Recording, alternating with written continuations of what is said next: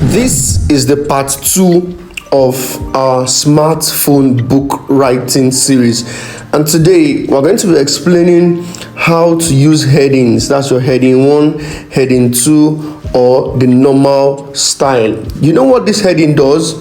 It will help you generate your table of contents automatically as you're writing your pages and arranging them in chapters, subchapters, introduction and conclusion. When it is time to now create your table of contents that will match each page, you don't need to start writing it manually.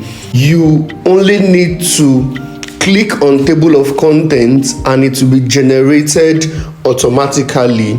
This is only possible after you've successfully set your headings. So for the purpose of this class, we are going to be using a topic or a book title: Flower Gardening for Beginners.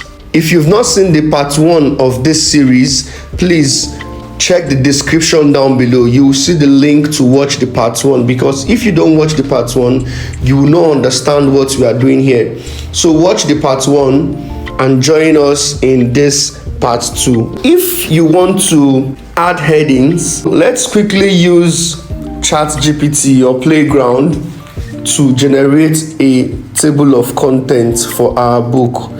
We go to our Playground and type write a table of contents for a flower gardening book. As you can see, after typing this, you just click submit. Here is our app giving us a table of contents that we are going to use for this book. When it is done, you just copy it and take it into your doc app so that you can start generating content for each of the elements in the table of contents, and from there you start formatting the book. So let's copy this table of contents. Let's copy everything here. After copying, you paste it in your Google Doc app. Paste. Now this is our table of contents. The first thing you need to do when you generate a table of content like this is to remove all these dots. You are not using this table of contents as our table of contents for this book. We are only using it to write the elements of this book. When we are done, we will now use the doc to generate our own table of contents based on the number of pages our book has and based on the pages where each chapters, introductions, subchapters and conclusion. So let's start editing it.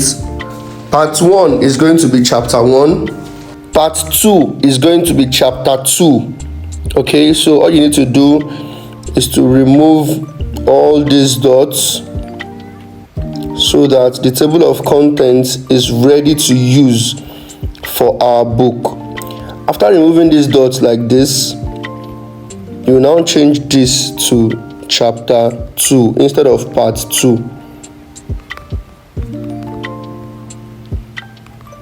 So chapter 2, plant care.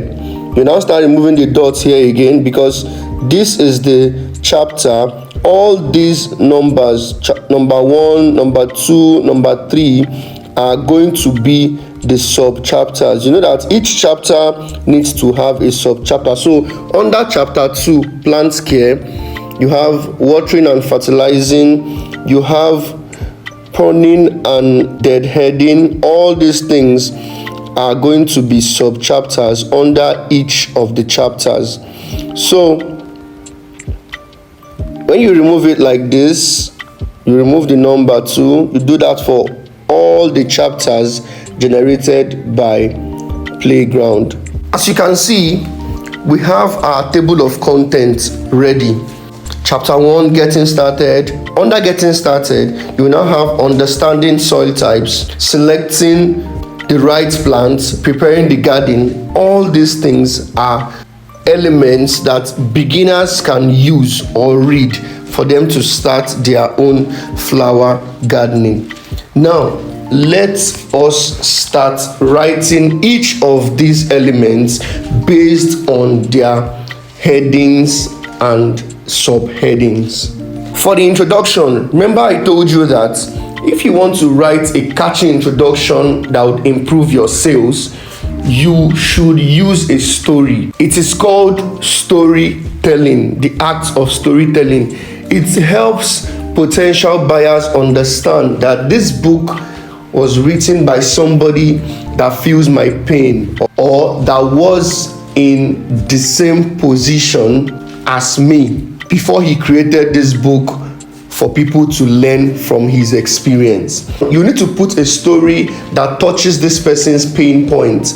Now, when the person comes and the person sees a story about how somebody was able to use a book or the information from a book to create their flower garden, he will know that this is something I can relate with, which means that I can read this book and it will give me the desired results if I practice what is written inside. So let's go back to our playground, delete everything there, and say write a short story about someone who created a flower garden successfully by reading a book.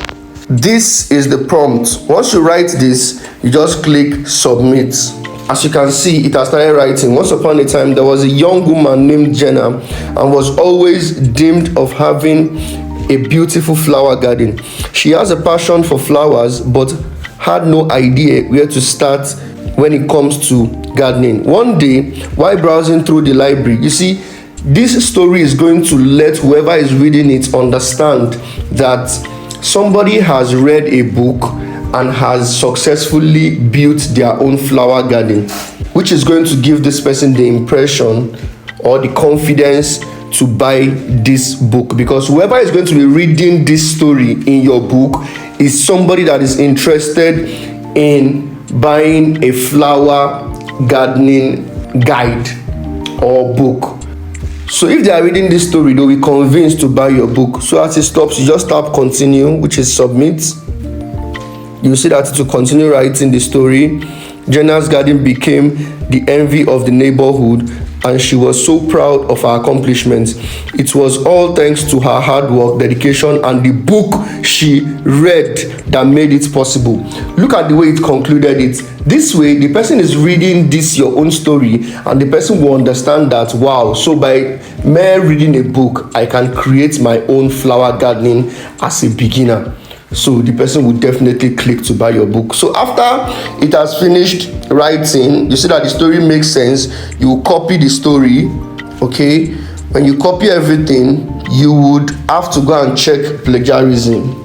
I'm not going to teach how to check plagiarism because I have like 5 different videos here on my YouTube channel that has taught how to check plagiarism. It is free of charge, so just watch the videos and check your plagiarism. Any part that seems plagiarized, you make sure to rewrite it. I've also taught how to use QBots to rewrite any plagiarized parts. But in most cases, these stories are not someone else's stories. It is the app that generated it. So you can always get unique stories from this app. But that does not mean you shouldn't check plagiarism and rewrite if you have to. After copying the story, the next thing you want to do is to paste it under your introduction. So this is introduction. You just put your cursor under introduction and then paste. You tap and hold like this, then it will bring out paste, then you paste it like this. Okay, our book is coming up. As you can see, the line spacing, I don't know if this is the line spacing we want to use, but this line spacing is too much. So remember that in part 1 of this series, I explained to you where to get line spacing. All you need to do is to click on the A sign, the A that has underline, click on paragraph, and you will see line spacing. Okay, this line spacing is perfect, because I told us that we're going to be using 1.5 line spacing. If it's not showing 1.5, you can either increase or decrease by tapping on the arrow beside the number. If you tap on the up arrow, it will increase to 2. If you tap on the down arrow, it will decrease by 0.5. So if we tap it again, you see that it has reduced to 1.5, but we'll be using, sorry, it has reduced to 1.15, but we'll be using 1.50. So you tap it again to change to 1.50. Once that is done, everything here is intact. The next thing you want to do is to add page numbers. Remember, I told you how to add page number when I was explaining the interface for you, by simply clicking on the plus sign. You see these page numbers, you tap on it, and then it will tell you to select the format that you want. If you want the numbers to appear on the top right, bottom right, top left, bottom left, you can put it anywhere you want to put it. So I want it to appear at the bottom right, so I'll tap this one. You see that it has numbered the pages. This is page 1. We are still on page 1, so you can see we are still on page 1. Now our story is making sense, and our book is also making sense. So we have our introduction, which is a story that will catch the person's attention. The next thing is to also add a general introduction about flower gardening. So let's go back to our playground and tell the app to write us an introduction to a flower gardening guide. So write a comprehensive introduction to a flower gardening guide, or you can even say flower gardening book. You scroll up and tap submit. As you can see, welcome to the ultimate flower gardening guide. Whether you are a novice or an experienced green thumb, this guide will provide you with the information you need to create a beautiful and flourishing flowers for your climate. Like that, like that, like that. As you can see, it has given us, you copy this again, copy everything, and then go and check plagiarism. After checking plagiarism, you take it to your Google Doc and you paste it immediately after the story. As you can see, I just pasted it immediately after the story. Our book is coming up, so we have our page number set, and we've also seen how to copy content from Playground to our Google Doc. The next thing is going to be how to add title page, and I'm going to teach that in the next part, which is the part 3. Stay tuned. Don't forget to like and share this video, subscribe to my channel, and follow me for more awesome videos like this.